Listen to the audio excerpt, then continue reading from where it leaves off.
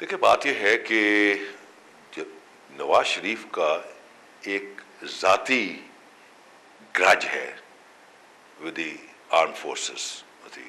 He feels that he was dislodged from power in October 12, 1999 because of the armed forces of this country. इस किस्से को एक minute के पीछे लेकिन ये उनका एक पर्सनल ग्रज है। अब उसको अगर आप सोबर पॉलिटिशियन हैं और एक स्टेट्समैन हैं तो आप अपनी ज़ाती मामलात को पीछे ले जाते हैं, आप कौमी मामलात को आगे रखते हैं, फोकस करते हैं और ज़ाती मामलात को आप पीछे ले जाते हैं, उनका तस्करा भी नहीं करते, अवॉइड करते हैं क्योंकि वो ज़ातियात हो जाती है। उसमें फिर you don't emerge as a political leader, आप ज़्यादा इमर्ज होते हैं कि बड़ा तगड़ा मुखालिफ है जी। तो मियाँ नवाज शरीफ का असल में बड़ा लिमिटेड होराइजन एंड फोकस है पाकिस्तान की पॉलिटिक्स। उन्होंने इसको ज़ातियात पर चले गए हुए हैं, जिसका नतीजा ये है कि आर्म फोर्सेस भी उनके साथ कंफर्टेबल फील नहीं कर रही। अभी देखें ना, जो लास्ट कोर कमांडर्स मीटिंग हुई है, फर्स्ट टाइम कोर कमांडर्स टुक ए नोटिस कि इनफ इज इनफ, ये जो प्रोपेगेंडा हमारे खिलाफ किया जाए इट शुड बी स्टॉप्ड। जो कोर कमांडर कॉन्फ्रेंस के बाद जो इलामिया जारी हुआ है उसमें मुस्लिम लीग नून की तरफ भी इशारा है कि जिस तरह की वो इस वक्त जो पॉलिटिकल मूव है या जिस तरह की मुहिम उन्होंने शुरू कर रखी है, उनको भी एक किस्म की वार्निंग है या उनकी तरफ इशारा है। इनकी तरफ ही है, मतलब यही बजाज ज़्यादा कर रहे थे।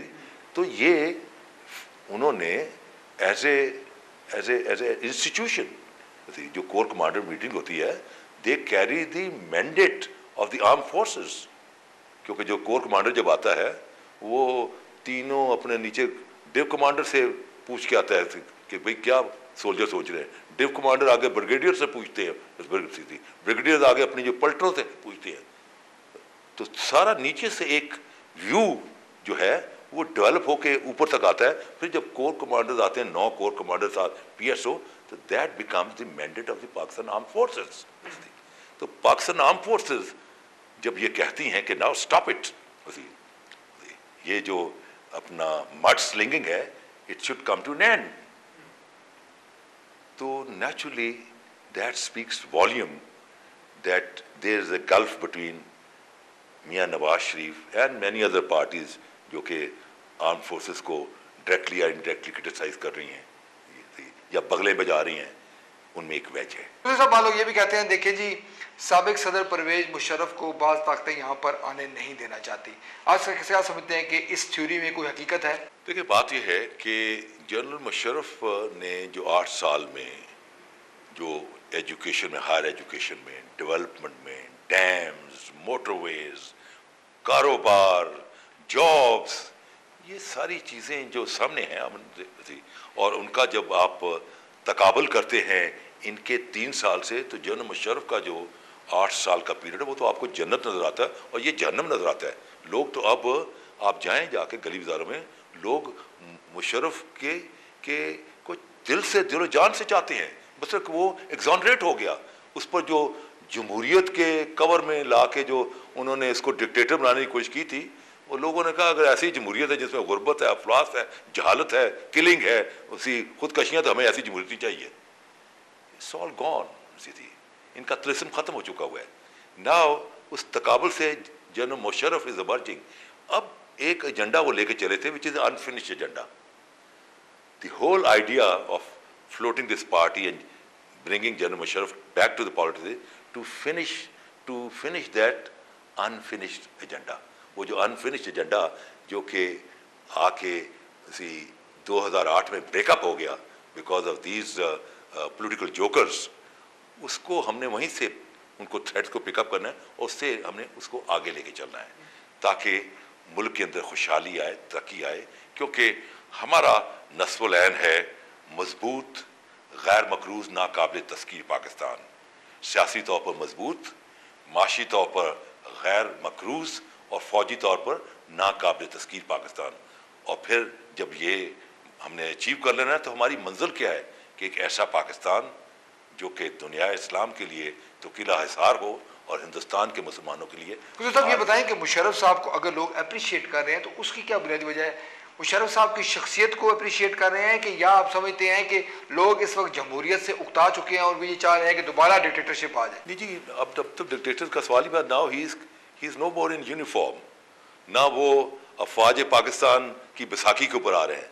अब वो जो बैसाखी उन्होंने लेनी है वो अवाम की तावन की, उनकी मदद की, उनकी मोहब्बत की बैसाखियों पर उन्होंने अपने गोल को अचीव करना है। He is now coming through a political process. अब ये तो नहीं है कि बंदा जो फौज में रहा हो उस पर कोई कतगन है कि वो पब्लिक लाइफ में नहीं आ सकता है। आपके सामने मिसालें हैं। De Gaulle was a five-star general, political process से आया and became one of the most powerful politician in France. Modern France का सबसे पावरफुल पॉलिटिशियन साबित हुआ। उसी अपना Eisenhower was a 5-star general. He came through a political process, became one of the most powerful president of the United States of America. तो general Musharraf का जो अब जो है अपना एक आइडियल जो है वो आइदर डिगॉल है या आइजनहावर है कि थ्रू पॉलिटिकल प्रोसेस आया। He established a political party. It is not for people to either accept him or reject him, but once he comes with the public mandate, तो public mandate will be mandate not for dictatorship but for. साहब आप ये समझते हैं कि जमहूरियत पर से लोगों का एतमाद जो है वो मजरू हुआ है, जो पॉलिटिकल जो क़यादत है उसने कोई डिलीवर नहीं किया? जी बहुत उठ गया है। देखें आज जो बिजनेसमैन है कराची का, फैसलाबाद का, जहाँ का, उसे अगर आप पूछे ना, चॉइस पूछे कि डू यू वांट डेमोक्रेसी और development, he will vote for development not for democracy. गरीब आदमी जो भूखा मर रहा है उसको उससे पूछे डू यू वांट डेमोक्रेसी और पेट का दोजख भरने के लिए रोटी और नौकरी, तो कहेगा नौकरी not democracy. They, in the name of democracy, they have not been able to deliver. Democracy by itself is not is a proper system. It must work. But इन लोगों ने democracy doesn't mean कि election हो जाए, वो उसका एक procedural aspect है। Democracy एक सोच का नाम है, एक रवैये का नाम है, एक जिम्मेदारी का नाम है। और उसमें उसके डेमोक्रेसी को चलाने के लिए एक डेमोक्रेटिक कल्चर की जरूरत होती है। और उस डेमोक्रेटिक कल्चर के दो सतून हैं।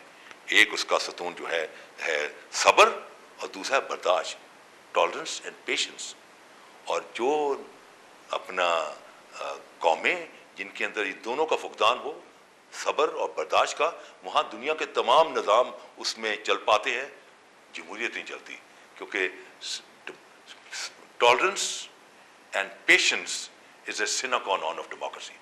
यानी आप जमहूरियत का तस्वर ही नहीं कर सकते कि जिस माशरे में सब्र और बर्दाश्त नहीं है। तो ये रवैयों का नाम है। वो रवैये तो है नहीं, सिर्फ इलेक्शन से आ गए, इलेक्शन में सारे 8-8, 9-9 करोड़ बदमाश, चोर, डाकू, इस किस्म के लोग जिनका इल गॉटन वेल्थ दे कम, कोई PhD आता है उसको टिकट देते हैं। ये कहेंगे नहीं तो सर जनाब PhD थे पर ताड़ी तो बरादरी कोई नहीं, ताड़ी को तो पैसे कोई नहीं। ऐ देखो चौधरी मंदा थी, इनके को पैसे है नहीं, तो चौधरी मंदे ने तो स्मगलिंग करके पैसे बढ़ाए। सब लोग ये कहते हैं देखें जी ये जो बड़ी सियासी जमातें हैं ये जमहूरियत की तो बड़ी दावेदार है, मगर इनके अंदर अभी तक ताहाल जमहूरियत नहीं आई। आप क्या कहेंगे कि वाकई इस बात में कोई हकीकत है कि मौजूदा जो बड़ी सियासी जमातों ने तारीख से कोई सबक नहीं सीखा? देखिए जी, ये जो जमातें हैं they are one man show और मारूसी जमातें हैं। देखें किसी एक जमात में आप कह सकते हैं हुज नंबर 2। पील पार्टी में आप किसी को आइडेंटिफाई कर दें who's number 2? Is Amin Fahim number 2? Is Raza Rabbani number? Nobody knows who's number 2, पर नंबर 1 होता है। उसके बाद वो नंबर 1 सीढ़ी ऊपर खींच लेता है ताकि सीढ़ी से नंबर 2 बने ही कोई ना। और फिर मारूसी हैं, वैसे बाप मर गया तो बेटा आ गया, बेटी आ गई, बहू आ गई, मारूसी जमाते हैं। तो ये लोग इनसे तंग आ चुके हुए हैं। People want democracy and real democracy, जिसमें के middle class and low middle class के तबके आगे आएँ और उनको नुमाइंदगी। ये कैसी जमहूरियत है कि किसान का नुमाइंदा जागीरदार है और मजदूर का नुमाइंदा कारखानेदार है?